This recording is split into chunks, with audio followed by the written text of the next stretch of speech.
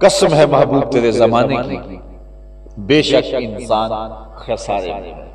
اچھا، انسان کو مرض لگ گیا ہے خسارے کا، کیا یہ رب نے خبر دی ہے اور بس، یا پھر ایک معالج کی طرح مرض بتا کر کے علاج کی طرف اللہ متوجہ کرنا چاہتا ہے؟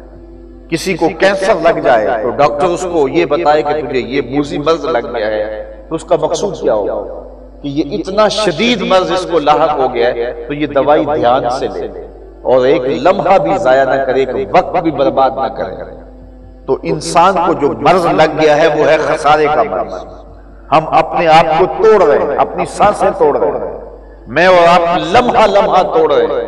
کسی نے اپنا بچپن توڑ لیا، کسی نے جوانی توڑ لی، اب بڑھاپا توڑ رہا ہے، زندگی لمحہ لمحہ ٹوٹ رہی ہے۔ میں اپنی ماضی کو دیکھوں، آپ اپنے ماضی کی طرف جھانکیں، کہاں وہ گاؤں اور کہاں وہ شہتوت کی ٹھنڈی چھاؤں اور کہاں وہ مزے، کہاں وہ لطف، اور پھر وہاں سے چلے اور یہاں آپ پہنچے، اور پھر جوانی ایسے گئی جس طرح ہوا ہوتی ہے، اور پھر یہ جوانی کے بعد بڑھاپے کے آثار آئے، یہ بھی چلے جائیں گے، اور آغوش قبر میں ہم اترنے والے ہیں۔ تو تیزی کے ساتھ زندگی جاری ہے، ہم روک نہیں پا رہے زندگی کو۔ ہم سو بھی رہے ہوتے ہیں تو زندگی پھر بھی کٹ رہی ہوتی ہے، ہم جاگ بھی رہے ہوتے ہیں تو زندگی پھر بھی ٹوٹ رہی ہوتی ہے، ہم خوش ہوں تو زندگی پھر بھی ٹوٹ رہی ہوتی ہے، ہم دکھی ہوں تو زندگی پھر بھی ٹوٹ رہی ہوتی ہے، ہم جنازے میں ہوں تو زندگی پھر بھی ٹوٹ رہی ہوتی ہے، ہم شادی میں ہوں تو زندگی پھر بھی ٹوٹ رہی ہوتی ہے۔ تو لمحہ لمحہ سانس سانس ہم موت کی طرف بڑھ رہے ہیں، اور ایک ایک سانس موت کی طرف اٹھنے والا قدم ہے۔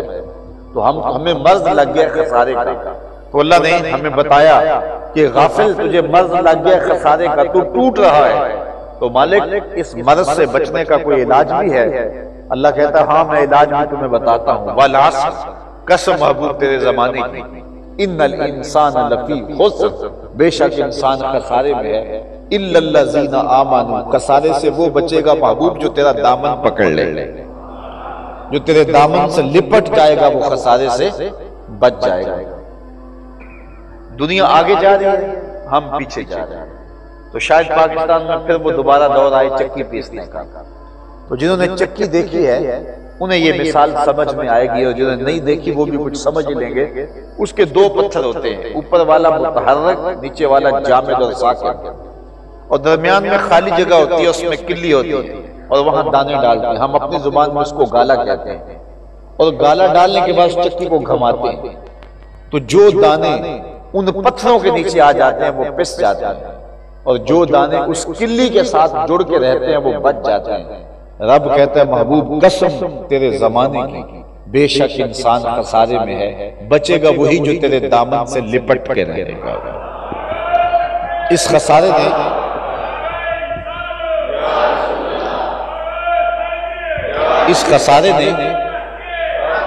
اس خسارے نے کسی کو چھوڑا نہیں ہے۔ بڑے بڑے بادشاہوں کو اس خسارے نے پیس کے رکھ دیا، جن کا طوطی بولتا تھا آج ان کا نام بھی نہیں، آج ان کی قبروں کے نشان بھی زمانے کو نہیں پتا کہاں ہیں، مٹ گئے، نام مٹ گئے، شناخت مٹ گئی، پہچان مٹ گئے۔ لیکن جنہوں نے حضور کے دامن کو پکڑ لیا وہ آج بھی زندہ و جاوید ہیں۔ میں اگر آپ سے پوچھوں کہ جب میرے حضور تشریف لائے تھے تو اس دور کے خاقان کا نام کیا تھا، تو شاید آپ اس دور کے خاقان کا نام بتانے کے لیے جو ہے وہ سوچنے لگ جائیں کہ پتہ نہیں اس کا نام کیا تھا۔ میں اگر آپ کو پوچھوں کہ جس زمانے میں میرے حضور آئے اس زمانے کے کیسر کا نام کیا تھا، تو کیسر روم اس زمانے کا، شاید آپ اس کا نام نہ بتا سکتے۔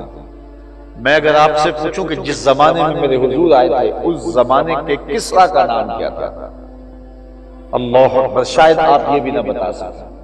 اور اگر میں آپ میں سے سب سے کم عمر کے بچے سے پوچھوں کہ میرے حضور کے مؤذن کا نام کیا تھا، تو وہ سر اٹھا کے بلال حبشی کا نام لے گا۔ تو پھر بچا کون جو حضور کے دامن سے لپٹ گیا؟ تو اقبال بے ساختہ پکار اٹھا، اقبال یہ کس کے عشق کا فیض عام ہے، رومی فنا ہوا حبشی کو دوا۔ وہ سلطنت روم کا شہنشاہ، وہ کیسے روم، آج دنیا اسے جانتی نہیں ہے، نام بھول گیا۔ لیکن بلال حبشی کا نام آج بھی منبر و محراب کی زینت ہے۔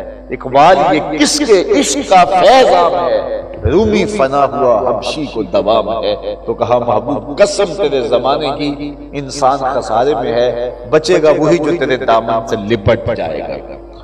میرا تعلق ہے گجرانوالہ سے، تو میں لاہور جاتا ہوں مہینے میں 2 مرتبہ درس قرآن کے لیے۔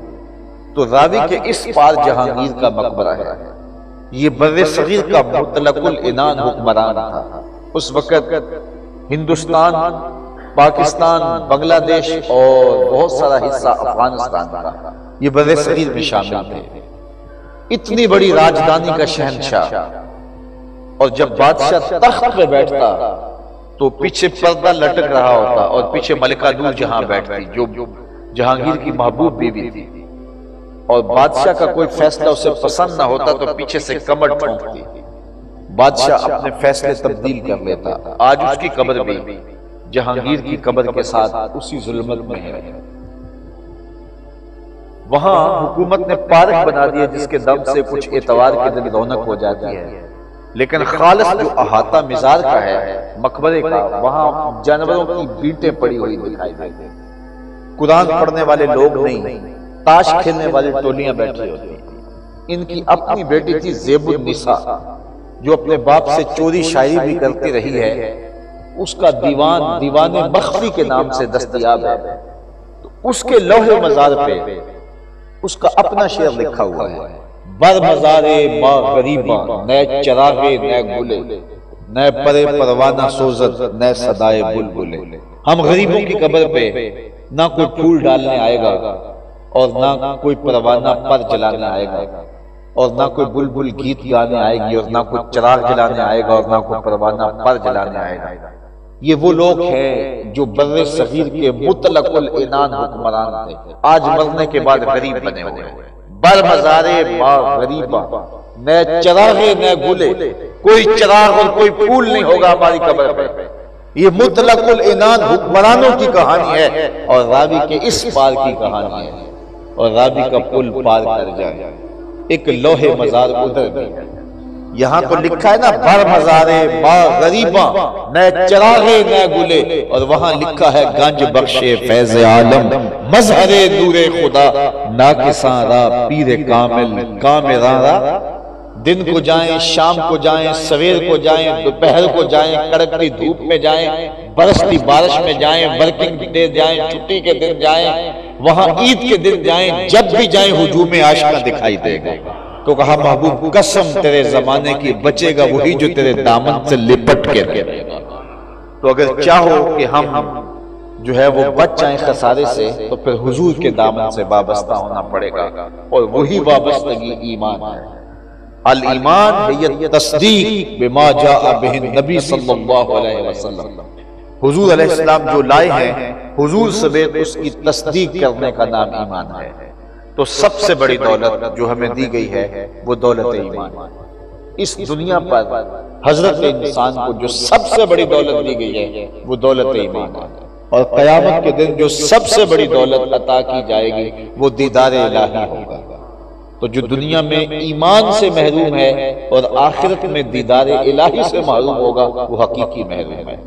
اگرچہ ہمیں دنیاوی جاہ و جلال دور موجود میں ان لوگوں کی طرح نہیں ہے جو ایمان کے نور سے محروم ہے، لیکن ہمیں اس بات پہ مطمئن ہونا چاہیے کہ اللہ تعالیٰ نے ہمیں ایمان کا چراغاں نصیب کیا ہے، اور ہم خوش نصیب ہیں کہ ہمارے دامن میں، ہمارے ہاتھ میں دامن حضور کا ہے، اور یہ خوش بختی ہمارے لیے کافی ہے کہ حضور کے ساتھ ہماری وابستگی ہے۔ پہلی چیز جس چیز کا ہمیں سب سے زیادہ فخر کرنا چاہیے